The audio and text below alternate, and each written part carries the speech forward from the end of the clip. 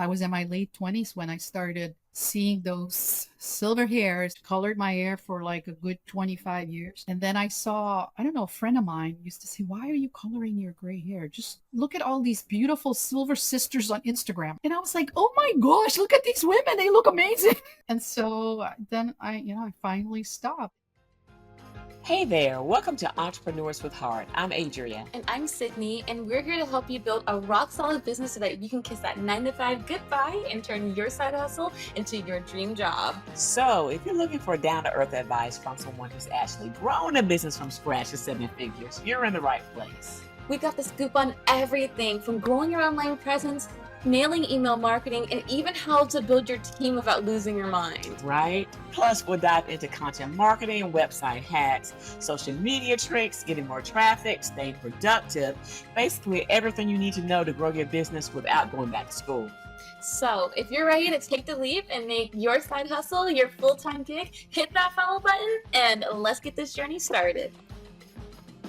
Welcome to Entrepreneurs with Heart because We have them, and so do you. we're so glad you're here. I'm glad you're here, I'm Sydney. glad you're here too. And Dr. Gaby, We're glad you're I'm here. so glad to be with you. Yay! So this is Dr. Gaby, my friend and business partner. We're so excited to have her here on the show. Sydney, you have lots of questions, so you start. We should have her do an introduction first. Yes. Do an introduction, Dr. Gaby. Okay, my name is Gaby Longsworth. Everybody always says Gabby, and then I'm correcting, like, no, it's one B, Gaby, like baby. Uh, I thought I was going to be a scientist, so I went to grad school, and I have a PhD in molecular biology and human genetics. And then I decided, oh, gee, maybe I don't want to do that after all. So then I went to law school and became a patent attorney. So yeah, now my family is teasing me and asking me if I'm going to go to medical school next, which I'm not. But that's me in a nutshell. Wow. So I have to ask, Yes. how did you get to the end of going to school for molecular biology? Like, what did you know from class number 1? This is it. So in high school, I loved biology. I especially loved the lab. You're growing tomatoes from seeds and all this really cool stuff, which used to really excite me. I was really nerdy. Believe it or not. I was a tomboy, but I was really nerdy. And so my mom brought this book home, like this big. I'm not even kidding, with all these majors you could choose. It was like a book from the Netherlands. And she was like, go through the book and see what you want to do for college. And I went through the book. I really went to biology, of course, and looked under there, and I saw molecular biology, which I had no idea what that was, but it just sounded kind of cool. So I was like, that's what I'm going to do, Mom. I picked it from a book. I mean, that's literally, I wish I had a better answer. But That's hilarious. Oh, and speaking of the Netherlands and Dutch, you do actually speak Dutch, and you are an immigrant from where? From this country I've never heard of. It's called Suriname, Sarah. which I know it's the name doesn't really tell you anything, but it's between Guyana and Mhm. French Guyana in South America. So most people, not most people, but some people, when I say Suriname, they go, is that next to Vietnam? Mm. I'm like, do I look like I'm from that area? But that's where it is. It was a Dutch colony, so the native language is Dutch. So Okay. Guyana English, French Guyana French, and us Dutch are kind of weird little countries in South America, which is all Mhm. Spanish and Portuguese. But so we're more Caribbean feeling than South American. Got it. So, with that in mind, take us back to your childhood. What was it like before you came to America? When you came to America, what your parents are like? Just let us know all that good stuff. So in retrospect, I had the best childhood ever. Oh my gosh, I had such an amazing childhood. I wish I could repeat it. But it was when I was growing up, it was very safe, and we were always outside. I used to bike to school with a bunch of friends, and then I literally had, after elementary school, middle school, I had 5 sports. And the way the system is set up in Suriname, you don't do sports through school. You do sports after school on your own. Like, school ends at 1 p.m. It's like 7 a.m. to 1 p.m. And then you do your own thing. School has nothing to do with it. It's very different than in the US. So I would bike myself to either jazz ballet or water ballet, or I had a rollerblading group, and then I played volleyball and I did taekwondo. Actually won a championship taekwondo green belt. So yeah, I was really active, busy kid, and I had a lot of friends in all the different groups. And I was never home. I was like always busy doing something, but I was blessed. I'm truly blessed with a good brain. So my parents just let me do whatever I wanted because as long as I got good grades, they were like, just go for it. They were teachers and they were not micromanaging at all. They were very like, you just do your thing. And I was a really good kid, honestly. That was nothing bad I was getting into anyway. So, and it was a safe place to grow up in. So I just had the best childhood, really. It was so wonderful. Let's go back to water ballet. What Yeah. is water ballet? It So sounds the amazing. synchronized swimming that you see, Ah, we call it water yes. ballet because we are not even like one iota that good. But it was really a woman had a pool in our area, a Dutch woman built this pool in our area, and she gave swimming lessons, and then she also did this water ballet, like she called it water ballet. Uh-huh. And so we learned how to do, you did the leg thing, and then we would all Right. connect by the neck and Oh, go in circles. She had a glass window on the side of the yes. pool. It was so cool. I mean, you really That's learn how to breathe because sometimes you couldn't breathe for like minutes. It was right. hard. Right. It was very That's one of my tricky, but it was fun. favorite things to watch during the Olympics. It is With the so legs that just beautiful. go up. They make it Yes. look so easy, and it's so hard to keep your legs up and your body up, like anything above the water. It's like this Hmm. gravity's pulling, and you're trying to stay up and breathe, and oh, Right. it's hard. It's like oh, remember? Yeah. And so we watched. We are going off on all the tangents, but one of our favorite Cirque shows is oh, we see it in Vegas every time we go, Mm-hmm. and it's just beautiful. And they will do the behind the scenes or under the scenes, I guess, and you'll see everything goes on under the water. It's like a whole nother event It's just under the amazing. You water. have to see it. You have to see it. I have a coffee table book. Oh, it's I'll let you gorgeous. borrow it so you can see all the beautiful pictures. Yes, but that's not why we're here. That's not why we are here. Now We tell could me. talk for like 5 hours, I swear. Yes. So wait. So you had all these interests. Like you sound like just a golden child. You were athletic, you were smart, you had friends. Yep. Like so like what made you like instead of going for taking taekwondo seriously or anything athletic Mhm. seriously, what made you gravitate towards science and what was it like just being good at so many things? Well, the thing is, I never stuck with anything. So I never went all the way. So now in retrospect, maybe I should have just picked one of the five, but I love to do a lot of different things. I get bored easily. So maybe it's okay. That's just who I was. And I was really into education, and my parents were really into education. And my dad, especially, I mean, both my parents, but my dad, especially, who had gone to NYU for grad school. And it makes it sound like we have money. We had no money. Okay. We were just average middle class, two teachers, but just through grants and scholarships and like lucky breaks. My dad had gone to NYU. He was going to get a PhD, but he didn't finish his thesis dissertation. And get this right, his PhD was in foreign and comparative literature. And to get admitted into that program, you had to be proficient in 7 languages. Wow. My dad's really good Proficient. languages. So How does your brain even I know, work? right? Totally, but he managed to get in. So he was always like, "Wow, I love the United States." Everybody was going to the Netherlands for Mhm. college because as former Dutch colony, they could get free college education in the Netherlands. Amazing system, Mhm. right? Like it's like $7,000 a year or something. That's Amazing. awesome. So everybody went there, but my dad was always like, no, no, no, I want my kids to go to the United States. And he was always talking to me about Gaby going to Harvard or Yale or Princeton. I mean, I literally grew up hearing this every day. So after a while, you just start internalizing it like, oh, of course I'm going to do that, not realizing like that's almost impossible. But you know what? You just have goals and dreams. And I definitely had the combination of grit, determination, and ambition for sure. Or I would have just stayed in Suriname probably. But yeah, I just never saw limitations, I think is the important thing that my parents taught me. I just didn't see any limitations. And this is really crazy, but in my family, so my dad's white, Portuguese, Dutch, and Jewish. My mom is predominantly black, like 75% black, but she's 25% Chinese. Okay, I know that's really crazy, but that's the combination. My dad was the first person in his entire family to go to college. My mom's family were all doctors, engineers. They were all educated. So my perception of what's possible is totally different than someone growing up in the United States. Like I came to the United States and I'm thinking all the black people are smart because that's what I know.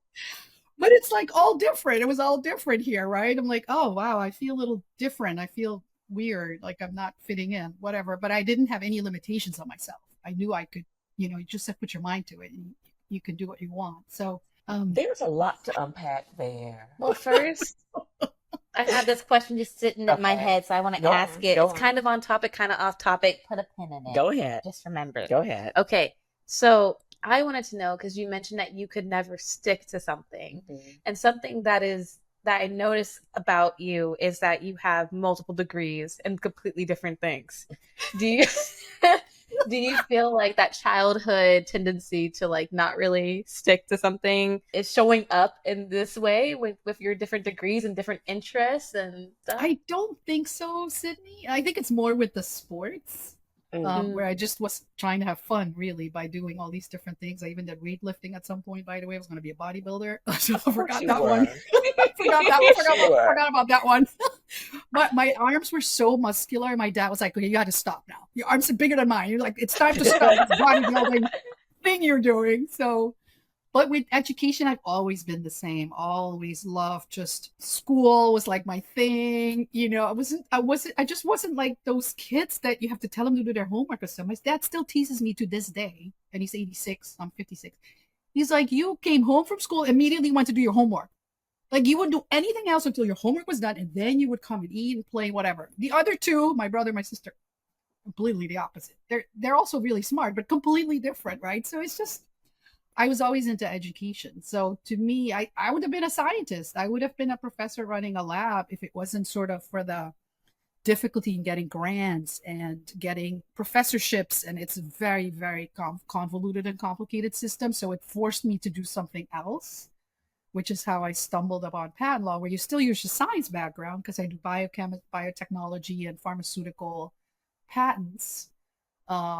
So to me, it's more of a continuum, slight shift, and I've been doing it for 26 years. So once I stick with something, I do stick with it for a long time. But for some reason, the sports I like to do different things, probably just to have fun. Oh my goodness, this is so great. So the first thing I want to ask you about is something you said about when you got here, you saw that you didn't quite fit in. How did you navigate that? Yeah, and I first noticed it when I came with my dad was at NYU, and my mom and I came to visit him together. My brother and sister were left with the aunts, and I came with my mom, which was such a wonderful trip to have my mom to myself.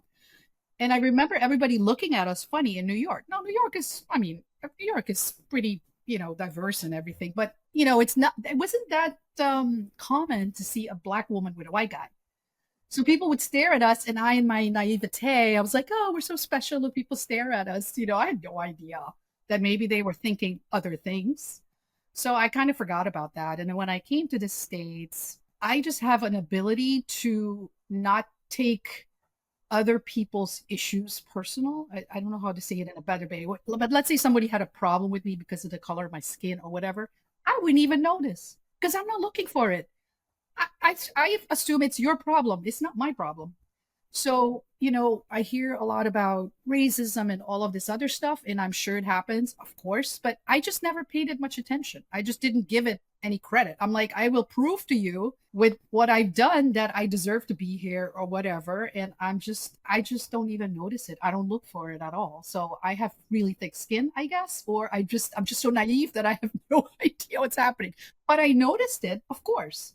I noticed that I would be the only person in the entire grad school program that was my color and an immigrant. But my dad always said I was special. So I just remember that I'm like special. It's giving Disney movie. It is giving Disney. Like I love it. Yeah, like just remembering that you're special and being confident enough to know what you bring to the table. Because I feel like, have you ever been in a situation where like someone kind of like treats you differently at first, but then sees how qualified you are and then treats you Yes. completely differently? All the time.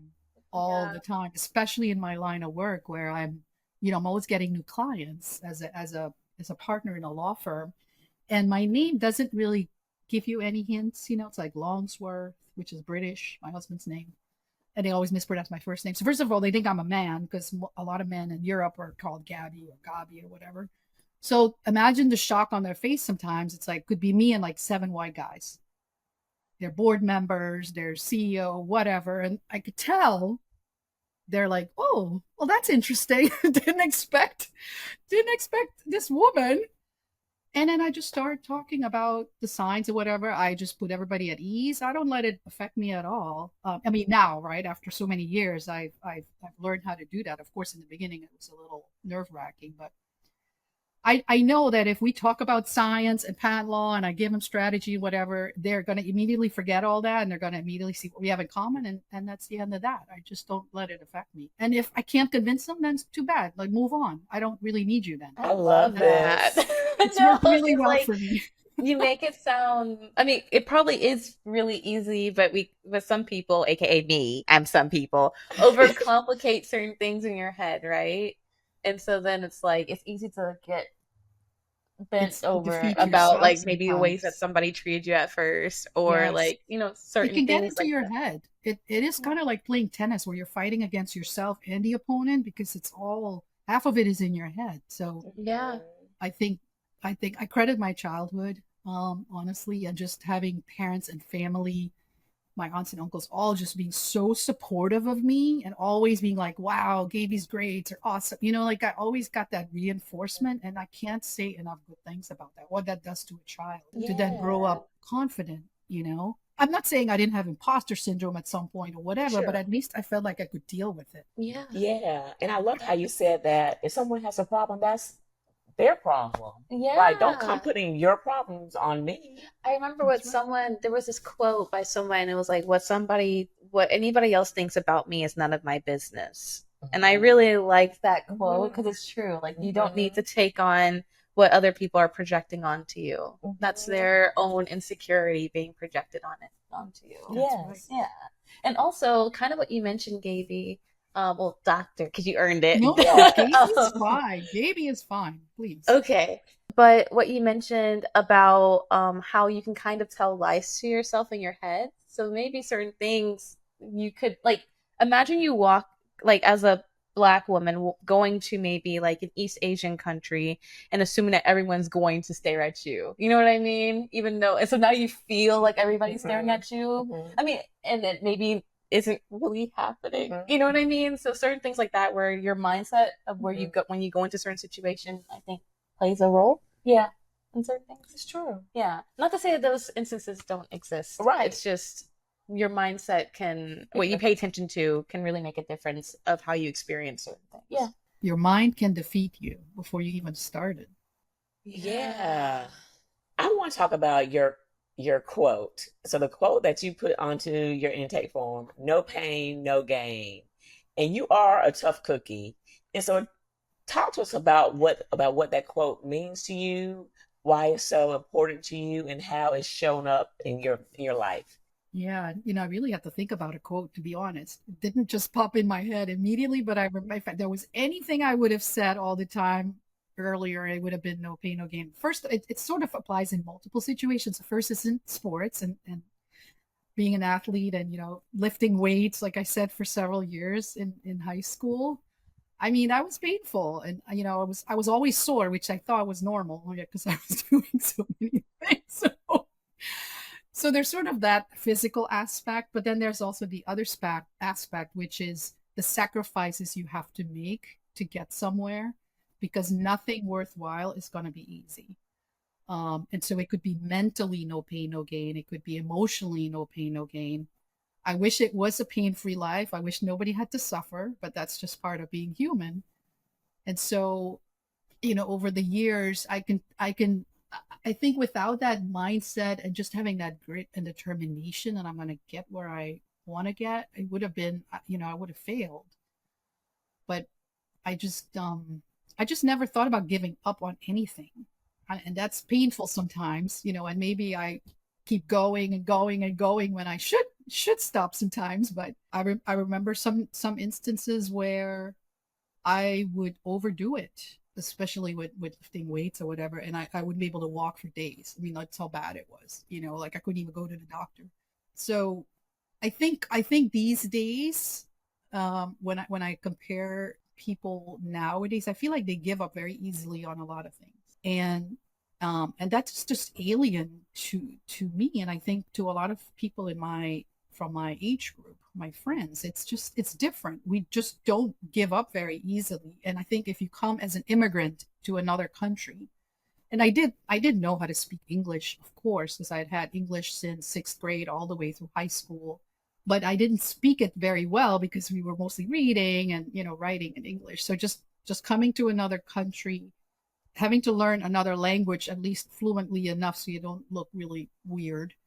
And I came alone. My parents, they saved as much money as they could, which was 3,000 US dollars, which back in 1987 was pretty good, but not like a ton, right? And so they were like, okay, be good, get a job immediately when you can, go to school, do your thing. They knew I was a very mature kid, so they sent me at 19 alone, but I had no family. I had a couple friends, and that was it. So again, mentally, without the pain of going through that and missing my family and missing my friends and, just working and going to school and not having a whole lot of fun because I had no money, I would not have been here, right? I just kept going. And eventually it all paid off, but there were a lot of points along the way where I could have easily given up or maybe just even gone back to Suriname and be like, forget all this, I'm going back home. Can you imagine, Suriname? I can't imagine. But there's this quote Okay. that it reminded me of that I posted on my story today. Okay. It was just, and it's important. Let's find it. But I feel like it kind of resonates with what we're talking about. So the quote is, "I'm sorry, but I had to make you uncomfortable. Otherwise, you would have never moved. The universe." And I feel like that's just like, it can be applied to anywhere in our lives. Like I think you're right. A lot of us are comfortable being like comfortable and uncomfy is scary, you know what I mean? But oftentimes those uncomfy moments, like you pushing yourself, even though you were in a completely different country, because I don't care if you speak English or not, being in a completely different environment and learning how to navigate things is scary. Not knowing anyone and is scary, you know what I mean? But you did that, and look how far you've come. So I think sometimes like what helps me is imagining what's on the other side of this barrier, this bridge that I'm crossing, right? And it makes it a little bit more worth it. But I will tell you, Dr. Gaby, I'm not as resilient as you, because what I do is when something's not going right, I take a break and I cry, take a nap, and but I don't give up. Like the thing is, I don't give up. That means you are resilient. That means you are resilient because you don't give up. It's okay if you take a step back and cry, but you pick yourself back up and you keep going. That is resilience. You think I didn't cry along the way? I mean, not much, but still, I'm not very emotional. I'm not a very emotional person. I'm very logical. But I've been through some low points. It just makes you tougher, and what you try to do as much as you can is to not lose who you are. Like you don't become this person, this nasty person, this angry person, this bitter person, because look what all the stuff I had to go through. I was always, maybe because I'm an immigrant, I'm like, the chances that I've gotten, the blessings to have this opportunity to come here and to get student loans and have people help me. I had so many mentors along the way. I mean, that is such a blessing, right? So you can look at it as, wow, I have had an amazing life, and I hope for another 40 years. Or you can dwell on all the like that was so horrible and this was horrible and these people treated me a certain way or whatever. I mean, it's a choice. And I know some people are just kind of born negative. I understand that. But some people can't help it, but I don't know. I just like to seize life with both hands and make the best of it, Throughout your journey of going to like school and being in America and going through different highs and lows, what has been your why? Like, what has been that thing that you've been hanging on to that always picks you up? Wow, that's a good question. It's probably family support. Always having your family there, and they didn't care. I mean, they didn't expect me to do all this stuff. They were just like, we're here if you need us. They're encouraging me, right? I was the first person to come to the States, pretty much, and they're proud of me. And that was always, I think family is just so important, especially because I haven't been around them for so long, because I left at 19 and I don't see them as often as I wish I could. Okay, and on the topic of family, talk because I never, as much as you and I talk, and I know Seth, but I've never heard you talk much about your husband. So I would love for you to share a little bit about him. And you have two kids, right? I do, I would love for you yes. to talk a little bit about them. Yeah, that's funny. My husband is a very private person, like to the extreme. Like you will never see him on Instagram or doing any posting anything about himself anywhere. And it's just how he is. That's all Mm, right. mhm. But Stanley is he's we've been together for let's see, this year is 36 years. Wow. Yeah, pretty crazy. Our first date when I was 20, I couldn't even have a drink. I remember that. I had a Coke. But he's sort of been my rock. I mean, on so many levels. Like we met when I was pretty young, and I was alone, right, in the States. So he was lucky. Let's put it that way. But I like to tease him. But he's been there the whole time, and especially when we started.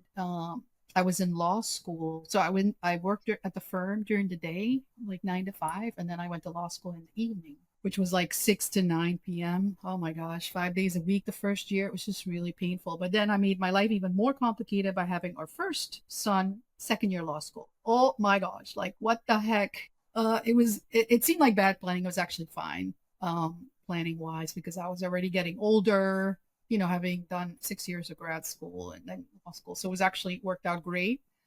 But he was there to drop me off at the metro in the morning with the baby in the back seat. And then he stayed home. He became stay-at-home dad. And he would do all the groceries and all the cooking and everything around the house. He's extremely handy, so he could fix pretty much anything. He redid the floor, he redid the bathroom, he redid the kitchen, he built the deck outside. I mean, he was always busy, right? And he would pick me up at night from law school, the baby in the back seat. Like he took care of everything, and he was 100%. Because I said, "Are you sure you're okay with me going to law school? Because you're not going to see much of me, right? Because it's so intense." And he was like, "Go for it." He's like my rock, my introverted rock in the background. Aw. We love Because Stanley. I'm That very takes a lot. extroverted, as you can tell. That's That so takes, sweet. yeah, that takes a lot of love, to Yes, yes. And he's because I also mean, an immigrant, so really, yeah. he kind of has that same outlook in life. He's from Mhm. Belize, which is in Central America, Okay. the only English speaking country in Central America. And so we just happened to meet in Melbourne, Florida, which is a tiny town on the East Coast where I was going to college, Florida Tech, Florida Institute of Technology is where I ended up after a couple of years of community college because that's all I could afford. They had a good program to switch to Florida Mm. Tech. So yeah, that's where we met. Oh, Stanley. No, that's so It is so sweet. sweet. Oh my gosh. Okay, so let's fast forward a little bit. Let's talk about hair because that's how me. Oh, Oh, let's not talk about hair. Go ahead. I want, and then we can talk about hair because I feel like it'll be kind of Okay, combined. let's try it. I want to talk about your passion for growing older but healthy. Where Yes. that all stemmed from. What's your relationship with aging? As someone who is in their mid-20s, I'm like, oh, it's coming. You're so young. Oh my gosh. Mid-20s. Oh. This one, I have to credit my dad. My dad, growing up, was always into health. I didn't know it at the time, but he was always like, "All right, guys, come over. I have a little snack for you." What was the snack? Cut up cucumbers. Or a piece of avocado from our avocado tree, or a handful of cherries from our cherry tree. Like this was my dad. He would cut sugar cane. Like he would just call him like, "Here, come have a snack." And that's what I remember. He was the whole grain bread person, like from day one. All we had in our house was whole grain bread, and we were so annoyed because all the friends had like nice little white, like French bread that we wanted, but he only bought whole grain bread.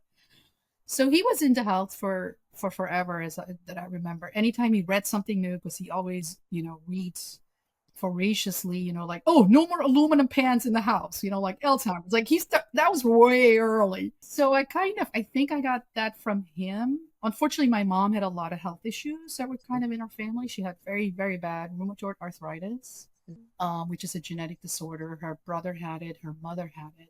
Mother had amputated legs. It was really bad. And unfortunately, my mom passed away pretty young at 61 because of a complication of surgery. So that was back in 2006, very painful for us. Yeah. Still miss her. But my dad is like the healthy person, right? So he's 86. You should see my dad. He looks probably like at least 15 years younger. He bikes, he works on his farm in Suriname, he swims, his brain is like sharp.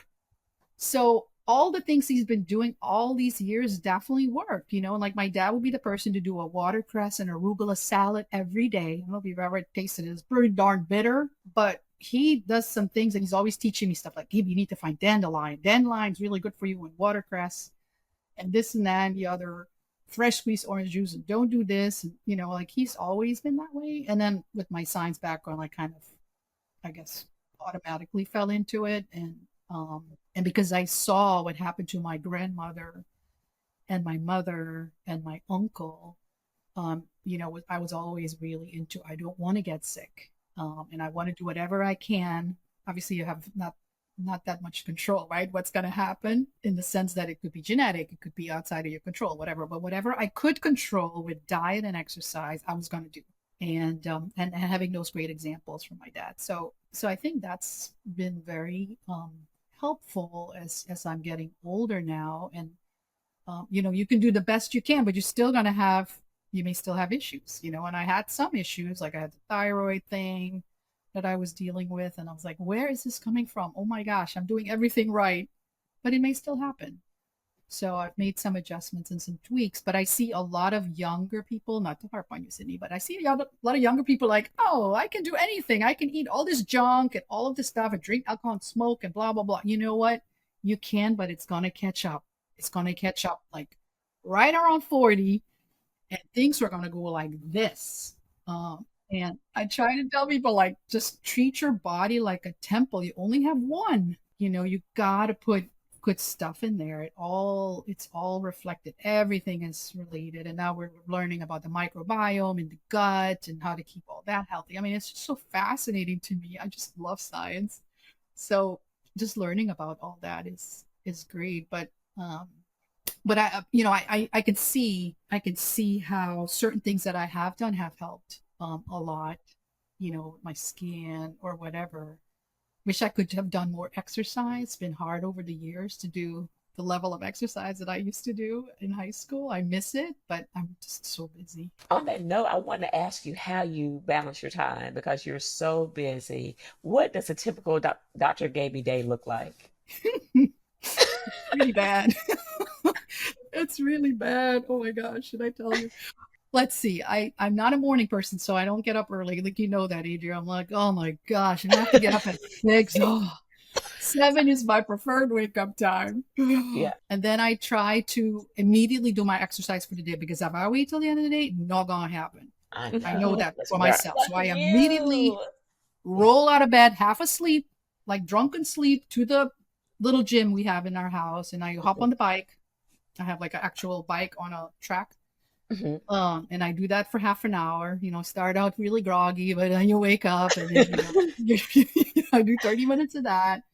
Then I do some squats with a kettlebell to get some weights. And then I do this little weight stretching thing routine where you hit several different muscle groups at the same time. Because, you know, I'm all about efficiency. Like, I don't have time to do the arms first and then this and the other. No, I got to do like something that gets them all at the same time. So maybe 45 minutes in the morning. I wish I could do longer, but then, you know, then I head out, make some breakfast. Breakfast, my favorite meal of the day. I do that breakfast 3 times a day, really, honestly. We always have, you know, typically have eggs. I did all the research. Eggs do not give you cholesterol problems, so it's okay to have eggs every day. Trust me. Just make sure they're free range. And I have some avocado and my vegetables. You know, I mix as many vegetables in there as I possibly can to start the day off right. And then I have my single cup of coffee, because I do like my cup of coffee, but I only have one. And then I hop on the computer. Sometimes I have a call starting at 8 a.m. if it's calls with clients in abroad, because their timing is different. And then I literally keep going in my office, my home office, on this chair. Sometimes I don't even get up just to run the bathroom. It's terrible. I wish I did better. I wish I went outside and got some fresh air. But I could literally sit here till 8 p.m. Just just getting on calls, reviewing work, webinars, whatever it is, all work related. So Do you actually break for lunch? I don't have lunch. I skip lunch Oh. because I have such a good breakfast. It's a massive breakfast. Trust me, between the eggs, I have some almond flour muffins. My husband has a lot of allergies, so I make him special muffins or bread with like almond flour or other types of flour because he can't Mhm. have grains at all and no dairy, which is actually good from a health perspective. So plus with the avocados and all the vegetables and then some salmon with it. I mean, this is a massive high Yeah. protein, high fat breakfast, low carb, and I am Mhm. not hungry. Maybe I'll have some nuts as Mhm. while I'm sitting. I'll have some nuts. I have a whole collection of nuts here, Brazilian nuts, whatever, a whole bunch of nuts, pistachios. I'll have some of that, and then I don't have dinner until 6 or 7. I need to run my diet past you, man. We can do better. We could do We can do because better. Dr. Gaby, I thought I was Man, doing good by having breakfast. you're I was not like, doing all good. right, that's something. 'Cause I used to never have breakfast in the morning. Oh yeah, some people just don't like breakfast. For me, I noticed I wasn't really hungry. You know what I mean? Like, I Mhm. felt like my appetite wouldn't really kick in until maybe around 11, 12, which is more like lunchtime. But now I don't have like Dr. Gaby breakfast, but I have like scrambled eggs with vegetables in it. Yeah, she puts all the I vegetables in love, there. yeah, it just makes it better. It's actually not terrible if you have breakfast or brunch at like 11 because then you have that it's like almost like intermittent fasting. You have a long fasting window, which now we know is actually really good for you. So it's not a terrible thing if that works for you. It's fine. I'm just starving in the morning. I need my breakfast because I don't have a big dinner. I usually have a very small dinner because I don't like to eat a lot of heavy stuff so late at night. I mean, you're not supposed to eat after 7 p.m. They say for I gotta do. optimal, I right? know. I We could. don't have dinner till I like know that 8. I work. I know. I'm gonna It's get really better. bad. It's very It bad for is. you. Now can we talk about hair? Yes, now you can talk about hair. Let's talk about hair. So, Dr. Gaby, we connected over hair, and then I found out that you actually started turning silver a little bit younger, right? I was in my late 20s. I was in my late 20s when I started seeing those silver hairs, which was not entirely surprising as my mother started turning gray at 15. And I always was taught that that was because autoimmune conditions are associated or linked somehow with premature graying. And because they had that whole family history of rheumatoid arthritis, my everybody on my mom's side is very gray, like white. I immediately, but everybody colored their hair. They were not accepting it. I can assure you, all my aunts, for as long as I remember, colored their hair. So this was just something you did. As soon as you started seeing a number of gray hairs that you couldn't just pull out anymore, I tried. You just start coloring. You don't even think about it because it's just like a bad thing to get old. I don't know. It was just sort of ingrained. So I pretty much colored my hair for like a good 25 years, 20, 25 years. And it would annoy me because it would itch. My hair, my gray was so resistant to color that they would have to use very, very dark dye, permanent dye. And I used to have all this inflammation and itching on my scalp from this darn dye. And I would still do it. I would scratch my scalp. My nails would be black from all the stuff. I still did it all those years. Gosh, I wish I had, but you learn. And then I guess COVID happened and you couldn't go anywhere. And then I don't know, a friend of mine used to say, "Why are you coloring your gray hair? Just look at all these beautiful silver sisters on Instagram." I didn't even know about Instagram because of my kids. I got on Instagram, right? And I was like, "Oh my gosh, look at these women. They look amazing." It's amazing how just seeing someone else and it just kind of opened my perspective like, okay, and they look great and they're young and they don't look older. They look amazing. And so then I finally stopped. And Stanley used to say, "Why are you coloring your hair?" Because he is 10 years older than me. So he was great like a while ago. And he was like, "Why are you putting that stuff on your hair? That stuff is toxic. You shouldn't do it." And I would be like, "Oh, stop talking. I'm going to look old. I don't want to look old." So he was so happy that I finally stopped dyeing my hair. And then, with like 3 years to grow it out because it's curly. So it takes forever. What was that process like? Oh, Was it the rough? first 6 months were really hard Yeah. because you're in that weird phase where people think you just didn't have a chance to go to the salon, so they're like, Yeah. "Ugh, that looks like an unkept woman," right?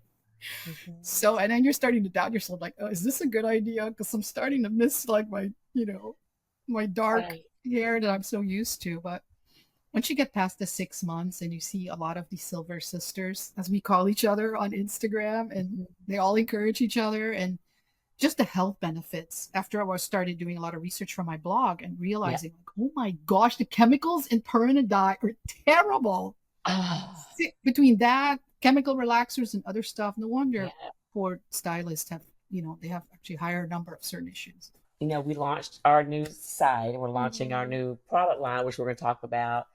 Um, but in that, Dr. Gaby wrote several blogs, or she gave us access to several blog posts that she had written, Mhm. and they were they are chock full of information. And man, there's some heavy hitters in there about the dangers of dyeing your hair, and all the issues that it can cause. It was eye opening. So is this with just like chemical dyes, or is it also with what claims to be like vegan dyes and like henna and things like that? It's just with chemicals? It's the chemical dyes. Yeah, the Okay. henna is fine. But Okay. henna would not color my hair. It wasn't strong enough to cover the gray, so I would have to resort to these horrible chemical dyes. Your true beauty just wanted to shine through, Dr. Gaby. It was like, you can't cover me. Too bad I realized it so late in the game because I could have saved myself a lot of money. Oh my gosh, coloring every 3 to 4 weeks. Yes. Geez, for so long. And at the beginning, when I still hadn't found myself in a sense and tried to fit into the grad school culture where like I just didn't want to be the only person who was different. I was always the only one with curly hair. I used to relax my hair. So it dye plus chemical relaxer. Oh my God knows what I've done to my health, in a certain sense. But you just do those things because you don't want to be different. Even though you're confident, you still don't want to be different. Sometimes it gets exhausting. There's always being stared at, right? So you try to minimize that until I decided like, oh, I'm feeling confident. I've been at the firm. I have proven myself. People take me seriously. They know I'm really good at what I do. So then I started embracing my natural hair, but I still haven't quite figured out how to deal with my curls because that is just not a thing that anybody knows how to do in most places. Certainly not in Suriname. They didn't even have the products, to be honest. Everything was sulfated shampoos. Is pretty much all we did. So I just had a giant frisball afro thing going on for a long time. I had very short hair because with all my sports, I didn't have time for hair. I wasn't even interested in hair. I was like tomboy. I was like doing sports and all this stuff. So I had short hair for a very long time. Once I started embracing kind of the curls, still didn't quite know what I was doing. I still had to refresh, re-wet every single morning to tame the frizz. Never heard of gel. I didn't know what that was. I just had no clue what I was doing for a very long time. So tell us about absolutely everything curly. Did that come about during COVID? Was that pre-COVID? What is the story there? That was COVID, yeah. So what happened was 2019 was personally a very difficult year for me. One of my kids has some very serious health issues, which took a lot of my emotional strength. And then shortly after that, I fractured my ankle on top of things. So 2019 was terrible. And then what happened? So I broke my ankle in November 2019, had surgery and everything, couldn't walk for at least a month, right? And so now it's December, and then it's January, it's winter. I haven't been to the firm at all because I couldn't travel to DC, which is where I work. I live in Florida, but I work in Washington, DC. I used to fly up and down twice a month. And then we have COVID. So it kind of morphed into COVID. And then my therapist that I was seeing at the time to help me cope with all of that stuff said, you really need an outlet, something fun, something for yourself and whatever. And I started joining Facebook. Imagine that I'd never been on Facebook. Okay. The first time I got on Facebook was 2020. And I discovered all these curly hair clubs and groups. Like I couldn't even believe the wealth of information on there. And so because I wasn't traveling, I had more time on my hands. So I started looking into all these groups and all the products they recommended and techniques and watched influencers on YouTube and all of this stuff and discovered kind of, again, just because I'm a scientist, I love to research things. Like so many people would say contradictory things. They say don't do this, they say do that. Then they say like what I couldn't even figure out what was real and what wasn't real. So I started doing my own research and also looking at scientific articles that were people were, that are actually testing hair and hair products and all of this other stuff and just educating myself on the whole thing. And then once I had that aha moment, I was like, oh my gosh, this is not complicated, but you just need to know these critical things. And I just wanted to share my knowledge with other people, especially professional women who felt like they had to do the same thing that I had to do, color your hair and relax it and chemically treat it and all of this stuff when you really don't have to, once you know what to do. And so that's how I started building that blog early in 2020 and, doing all the research for it and stuff like that. So then it launched the end of 2020. So it was during COVID. Wow, that's awesome. And what is your long-term goal, or are you just enjoying the ride? I'm enjoying it a lot. I think my long-term goal would definitely be to do Yeah. more in the sort of the hair product industry or more collaborations. I mean, I'm so grateful that we have our collaboration. It just makes me so happy and it's so much fun. And it's different than my day job. So Yeah. it's still an outlet, like a creative outlet. But also I love educating. Talk to us about your digital hair journal. I mean, about your physical hair journal, and then we can talk about our journey into creating Curl Compass, the digital version of that journal. That's right. So when I started this 2020 research project, basically on my hair, understanding my hair type and its characteristics and why things worked for me, why they didn't work, like I said, all these puzzle pieces just fell into place. Like, oh, that's why that did never worked because of this reason, right? Or these silicones like coating my hair like plastic. No wonder I couldn't get any moisture in there. Like all of this stuff just fell into place. But I was taking notes in my little, you know, handbook, notebook, whatever, like meticulous notes. It's actually a total mess because, you have to scratch things out and right here and put arrows and whatever. But then that's when I started seeing the pattern emerging. Like, wait a minute, I had a good wash day, this weekend, but then look at the products I used. And then I tried these products and it was terrible. And then sort of making those connections. So without that journal, that physical journal where I would literally write down my notes and my observations and everything, it would have been much harder to figure it out because you don't remember what you did last week or 2 weeks ago. You just don't remember. So I wanted to create a physical journal that was a whole lot prettier than my terrible notebook to help others to keep track of their journey. Because I think if you don't have something to keep track, there's just no way you're going to figure it out. You're going to get very frustrated. So what was the process like? 'Cause I've always wanted to write a book and to publish a book. Be quiet. Oh, it's so cute. She's such a great writer. Thank you. So what was that process like actually creating a journal? I don't know if it's actually published, but getting it printed and distributed. What's that process like? So first, I tried to find out what was already out there.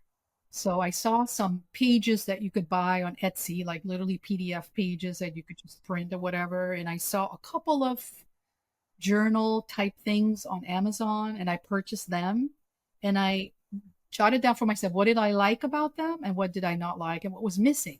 And, a lot of times they didn't really have like a reflections. They didn't have supplements that you could put in. They didn't have places to add photos if you did actual, hard copy photos. A whole bunch of things that I didn't think they had. And I sort of said, okay, this is how I want my perfect journal to look like, and sort of designed it with a graphic designer that I was working with. And I wanted to be really pretty and feminine and also very functional. So once I had that together, it was like 200 pages or so. I just started Googling about publications and publishers. And you really got to do your research because my gosh, the variation in publication costs is pretty insane. I didn't want to do Amazon publishing because you kind of lose control a little bit. It's handy, but just the activation energy to figure out all the steps you got to take seemed like a whole lot. So I found a publisher that had a great price. And it was so simple. You uploaded the PDF. You had to follow the certain formats. You select it's already color and everything. You select the binder type. Like, do you want it bound or glued or however? Do you want what thickness of the paper? Do you want a glossy cover or not? Like, you could select all these things. Super easy website to use. And printed it. That was it. Showed up, and I was like, wow, it's exactly what I was hoping for. It looks exactly what I wanted it to look like. It's beautiful too. If you haven't seen I it, haven't seen it's it. gorgeous. I'll show it to you. So I was gonna say that your story reminds me a lot of your story. Why are Your you touching story, me? Mom, with making your hair products. Yes, Remember, you had your yes, favorite product, and then they weren't doing the things you wanted them to do, Totally. and then you were like, "Oh, Your these ingredients suck." mother, yes. yes, I remember that. your Oh, this mother ingredient is a sucks. Yes. powerhouse. So I was, I was admiring you from afar. You didn't even know it, but I was already purchasing, discovered EcoSlate products, and I was like, holy moly, these are amazing. Because trust me, I have tried a lot of products for my research, right? Like I have boxes of hundreds of products, right? And then I saw people kept mentioning, oh yeah, I'm using EcoSlate, Jello Shot, and Orange Mark. I'm like, what are these names? This is weird. It sounds like food. And oh, it's made in her kitchen and this and that and the other. And I started trying and I was like blown away. Like the first time my hair looked amazing was your gel. And I just could not believe I had tried so many gels before. And I'm being like 100% honest here, not make you feel good, but I was just literally blown away. So when my PR person was like, well, what do you want to do? And I was like, I want to do podcasts and get to know people. And I'm like, I only want to meet the people that I actually love their products. And one of them is EcoSlate. Can you please reach out to EcoSlate and see if they would talk to me? You are on top of it. And then look what happened. I I mean, it's like so know. amazing. It is so amazing. Let's talk about it. So, and we've been yabbering. We have been yabbering, but let's talk about a couple of things. Go ahead. So let's talk about the Curl Compass because you helped me remember the order. Maybe it's all the fried chicken because I don't eat as healthy as you gave me, but I cannot remember the order in which we started working. Was it the Curl Compass first and then it was Silver Slate? Tell me. Let me see if I think it was Curl Compass first. So we did like a couple of live sessions on Instagram, and then I think I mentioned the hair journal. I think so too. I That's mentioned how the it hair journal. happened. Because with your publisher, your publication person, your PR person, they were like, Yeah. well, what do you want to do for your like the little things afterwards? And I was like, well, one could be my hair journal. And I remember you were like, oh, what's this hair journal? So then I remember talked about that, and I think that's when you were intrigued, and I sent you a couple of copies of it. Yep. And you called me one day and you go, hey, I love it, but I'm more of a digital person. What do you think about making an app? So we can take your journal and put it in an app. And I was like, oh my God, that's brilliant. Let's do it. That's how it happened, literally. Just like that. I think it took longer for us to get the contract together because you're a lawyer. I was like, this paragraph here don't make sense. Oh my gosh. I was like, this wording is not good for you. Are you sure you want to put this in here? She was so thorough. I thought I had done such a great job. She sends it back to me with all these red lines. Oh my goodness. It was so great. It was so great. I was like, I have the right one. Suggest we delete these. Yes. Yeah, she was great. She was great. And I know it's still not perfect. You just talk like, okay, it's good enough. Good enough. But it's been so great working with Dr. Gaby. And I don't know why we work so well together. I think you tolerate me a lot. I'm not nearly as detail oriented as you are. You're so easy to work with. Oh my goodness. Plus, I think because you're Virgo, and my best friend is Virgo, and my rising sign is Virgo. So what's your it's sun something sign? about Virgos. They're so organized, get things done. They're like on top of things, and we're both impulsive. We just have an idea and we go, what do you think about this? And we go, okay, let's do it. Like, we don't even think about it. Oh my gosh. Like, I never met somebody as impulsive as I am. So that's yes. So what is your what is your sign? That's you better ask. What is your sign? I'm a Leo. The hair. Just like the mane. What is about Leo? Are they stubborn? No, Leos are really, really great. Corey's a Leo. Oh, you get along with Leo. Yes, you love Leo. Leos are really, really passionate people. Yes. They're very passionate, very hardworking. Very hardworking. Scary at times. You guys are intense. That explains the men are scarier than the women. You are so intense. You are intense and you are resourceful. So I noticed that like with the website, with the Curl Compass website, I noticed that you were giving me a little bit of grace and it wasn't exactly how you wanted. And so I was not surprised at all when you went directly to Sydney. I was I was like, no, can I make a couple suggestions? change the whole thing. Scrap it all. Adrian was like, go ahead. And that's the thing. And that's how we work well together. So like I don't get offended. She doesn't get offended. We just We want do it to not be get the offended best because we possible. trust each other. We Hmm. trusted each other right away, which is not typical. Hmm. But I think we just felt like we could trust each other, and we know we mean really well for each other. We would never try to hurt each other. We try to Yep. negotiate and whatever. And it's just so easy to talk to you. And if you don't like Same. something, you'll tell me, but you'll tell me in such a nice way. Same. So, and that's it. Just mutual respect. Hmm. This leads me into a really good question that might be really helpful for some of our viewers and just people who are considering working with someone else and Yeah. having a business partner. Because I think it can be a little bit tricky building that, like you said, Dr. Gaby, the trust, the relationship to work together. So what do you, aside from what you just mentioned, what do you think makes a good business partner? Do you think it's open communication? Do you think, yeah, I'll leave it at that. That's an excellent question. And I never had a relationship like this before, with someone like Adrian, this kind of setting. I mean, I've had my law firm partners, and I know the ones that I get along with really well and the ones I try to stay away from. And that's normal. We're not going to get along with everybody, but I always trust my intuition. I somehow have really good intuition. I don't know if I was born that way or if I developed it over the years, but I just instinctively felt like I knew your mother right away. Maybe because I had seen her in interviews and stuff, and I could tell the kind of person she was. So I trust that, but I also look for, well, how are we aligned? Like, does it look like we have similar values for as much as you can, right? I think any business relationship can work, but some will be a whole lot more work and painful with a lot of friction.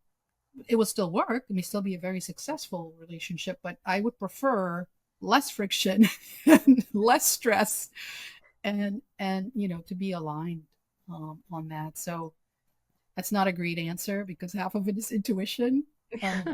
But you got to really know who you are and what you would like in a partner, and if arguments and a lot of discussion is not your personality, you got to really vet that person and make sure that they are have similar characteristics, personality as yourself. I think that's a good answer. And I think for me, it was the risk versus the reward. So if you remember, I had the digital hair journal on my roadmap before our podcast, before we talked. So I already knew that I wanted to do it. And I knew that working with someone who had already created like the manual for it would like chop off 6 months to a year off the time, right? So I knew that more than likely it was going to be worth it. And the risk was really low because it's not like it's an existing, like it would have been much more difficult for us to start on the Silver Slate project first because I had more to lose, right? But starting on this was lower risk. It's not out there. We're not making any money off of it. And so it was a good way to kind of test the water. So I think that's what I would recommend somebody. It's like do like a mini project, like a test project and see how that goes first because it was because that was going so well. I was like, sure, let's go with Silver Slate, you know? Yeah, I think also what you mentioned, what I'm picking up on Mm-hmm. is like you had this idea that someone else came in and had the dedication and motivation to execute themselves. And I think that is a testament already of their work ethic. Absolutely. They didn't just have an idea and didn't do anything about it and sit Right. with it. They had an idea and was like, I can do this myself. I think Yes. so. I think also paying attention to like, The gosh, track record. I don't know why I'm answering like I know something, but I would say I think paying attention to somebody's work ethic, the projects that they've completed, the dreams that they have, and the actions that they've taken towards their own dream Yep. will be a good answer for what they will do towards a collective type of dream.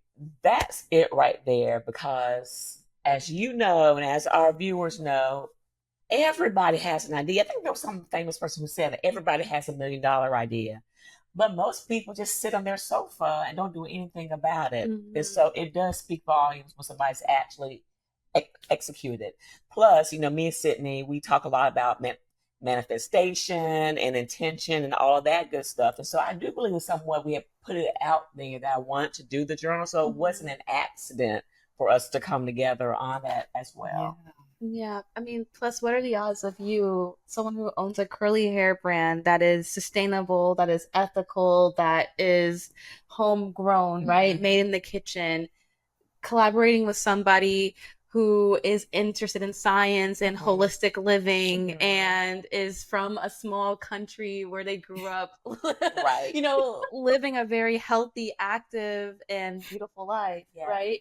I mean, part of that, and then you even meeting your husband, like that can't all be by accident. Like, you gotta be kidding me. There's too much in common, and there's too many pieces like fitting together perfectly. Right? Yeah, it's good stuff. So we have Curl Compass, which is already available on the Apple Store, maybe on a Play Store too. I need to check and see, but we're gonna start pushing out social content soon. And I'm just so pleased with how we've been working together on that. Like, we just divide up tasks so easily. That's right. There's no bickering, no back and forth. We don't complain about money, who's paying for what. It's really worked out. I couldn't have asked for a better partnership. But yes, Curl Compass will be available soon. And you guys are going to love it. It's amazing. And then Silver Sleigh, how well is that coming together? We are so proud. It's the best campaign that EcoSlay has ever done. The packaging is gorgeous. It's cohesive with the website, with the social media, with the print materials. I don't know if you've seen the inserts that are going out in our boxes, but those are gorgeous. Like, everything's tied together really, really nicely. Okay. I want you to talk about Silver Sleigh and how amazing it is. Talk about everything. Talk about the photo shoot. Talk about it all, Gaby. Oh my gosh, it's just been a lot of fun. It's just so much fun. And like I said, I thought about it for a while, and I was looking at the other brands, the 2 other ones that are out there, and I'm like, and then a lot of other products are yellow, which is not good if your hair is silver, it stains it. I'm like, there is such a need. So I was like, all right, let me prepare this meticulous email and explain it all with justification to Adrienne, because I gotta win her over, like, what do you think of this idea? So I had like everything like all lawyerly, like set out the plan and the whatever. And I was waiting for her to be like, well, let me think about it. And I don't know, whatever. No, her response was, let's do it. I was so excited. She could see me at home, like, yes, she believes in me. It was just great. So then, just the planning, right? We're doing the Curl Compass at the same time. We're planning all this, and things take long, right? Like, just ordering the pouches, like getting Sydney to do her amazing design work and creating stuff, and then you have to order it. I mean, Sydney gets a lot of credit here because the Curl Compass also looks amazing. Because of Sydney. Her talent is extraordinary. But just the process was a learning curve for me. You already know all this stuff, having been through it so many times. And for me, it was all a learning curve. Like, I learned a lot just about how you really need to be patient too. And and how long everything takes, and then sort of the back and forth. But every little thing we had to talk about. What the colors of the pouches, like what this and that, and what are the ingredients, whatever. It's a process. But it's so fulfilling when it culminates at the end with the photo shoot, which was in the mountains of Georgia. Like, how cool is that? The drive was a little scary, I admit. But it was gorgeous. And then meeting the other models. I mean, I'm calling myself a model, but they actually do it like all the time. That was fun. I just felt like at home, like we're family, EcoSlay family. The photographer was fun. Everything was just awesome. I had such a good time. And then seeing the Silver Sleigh official website. Oh my God. Now that was your brainchild. Because you were like, Gaby, I want to do this whole lifestyle thing. I don't want to just have the products. I want to help women and men, with that are aging, with lifestyle, with travel, with nutrition, with Yeah. not just hair. And I was like, that is brilliant. And I would love to contribute, articles to the site. So it's just been such an amazing journey, and it's just been a lot of fun. I'm just so excited. Like this year is the best year, 2024. It has been great. It has been great. You guys are going to love it so much. These products are so amazing too. And I just can't wait to see what we're going to do next. I think it's really cool because you guys are both, so yes, you're both being commended, okay, for breaking a lot of societal norms. I mean, the reason why, with just like when we just talking about curly hair, I mean, it takes a lot to like have the confidence in this society to wear your hair curly and to, especially in the workplace, and feel confident and to feel beautiful and to not feel masculine or however people want to make it seem, right? And then to take it to the next level and redefine what it means to age, what it means to have silver hair. It doesn't mean that, oh, you're just nothing, like you're just cast aside. It means like you're elegant, you're elevated, and I think that's really, really important, not just for obviously other silver people to see, but it's really important for young people to see. I mean, there are young silver people, but it's really important for people who will eventually go silver to see emerging silvers to see. Because a lot of times, like when it comes to aging, there is this crisis of like, what's going on? Like, what's going on with my life? Like, what happens next now that I'm entering this next stage? Even though for you, Gaby, it happens so early. You know what I mean? And that also redefines what it means to go silver. You know what I mean? So it's just all these different things. You guys are trailblazers. We want it to be a club that everybody can't wait to join. Yeah. That's the feeling that I want to give people. And it's giving. Yes. It's giving. Even with the website design, the model's looking good. Like, Dr. Gaby, you slayed. I said yesterday, I was like, we should get that image from ChatGPT. And that's Dr. Gaby. I was like, no way, it looks too perfect. Nobody looks even though you weren't so sure about the hair, but I was a little uncomfortable. But like you said, you were like, trust me, it's gotta look good. You were right. How did you feel on yesterday when I sent you the link and you saw that it was you at the top of the banner? I can't believe that you put me at the top of the page. I was like blown away. I was like, oh my gosh. I was like hot. My face was burning. I was just like, oh my gosh. And I sent it to all my friends like, look. And they're like, oh my gosh, I can't believe you're on the top of the page or whatever. My best friend, she goes, I can't believe you're on social media and on websites and you're my friend. I was like, stop. Let's just stop it.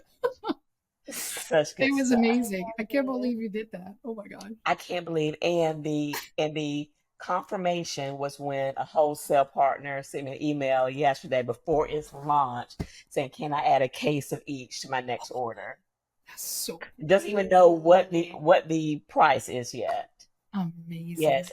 Avery sent me a text today, says, can we just go ahead and put it on the wholesale website because people are just asking for it already. Wow. Yes. I mean, because come on. Yes. It's awesome. Like, yes. Yeah. You guys are doing something. And great. you don't have to be great to use them. Anyone can use the products. They're amazing. And they smell so good. So I love vanilla and lemongrass. You know what? We need to do some candles. We need to do some lemongrass and rosemary candles to accompany the package for when you do your spa treatment in your bathroom. That would be I need a lemongrass candle. Say less. Now. I know a candle maker. Oh, awesome. I sure do. Of course I do. Seriously, it smells so good. I want to put it in my office. Yeah, it smells so good. We're going to do it. I will email her. We're going to get this thing going. I'm so excited. I get to test candles now. That's like a dream. This is my favorite part of owning a hair care brand is all the stuff I get to test. Exactly. Also, all the opportunities. And you can do anything you want. You're the boss. Yeah. Amazing. I mean, let's face it, by both of you guys chasing your dreams and doing your thing and believing in yourself has opened up so many opportunities and it's changed so many lives. It's going to change more once this line is open to the public. And that's something. So, I feel like that's really inspiring for anyone who listens to this episode or just your stories in general to like chase after any idea that they have in their head. And we may be tougher on people. We may be tougher on people that are like, well, I can't. I have all this stuff against me because, wait, what? Wait, hold on a minute. Do you want to tell me that you can't do what you want? Do you know my story? Let me tell you my story. Right. So, I don't always have a lot of patience. And so I'm like, I really don't want to hear the excuses. Yeah. They're just excuses. I'm sorry. You got it way better than I did. You got your family right here. You were born here. So sometimes I can be a little harsh, but I mean well. I mean well. My poor kids. Oh no. I'm not that bad. I'm not that bad. I'm a little, like education is a big deal to me. So they know. I'm like, I want to hear, like, you guys have no idea what your dad and I went through. So. Okay, Dr. Gaby, we are going to wrap up. This is the longest podcast ever, but it's I dare so say good. the best podcast ever. The chemistry was there. I hope it was all recorded and you won't come back and say, guess what? We got to redo the whole thing. Honestly, I wouldn't mind. It means we get to gap some more. I know we're going to find something else to talk about. I just want to fly to Georgia at some point to hang out with you two because you guys are we'll have to have you in studio next time. All right, Dr. Gaby, where can everybody go to find you?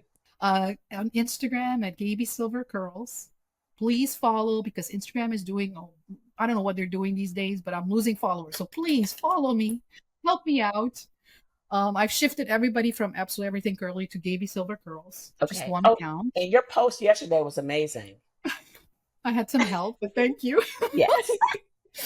And then my website, if you would please sign up on my website for the newsletter, which is absolutely-everything-curly.com.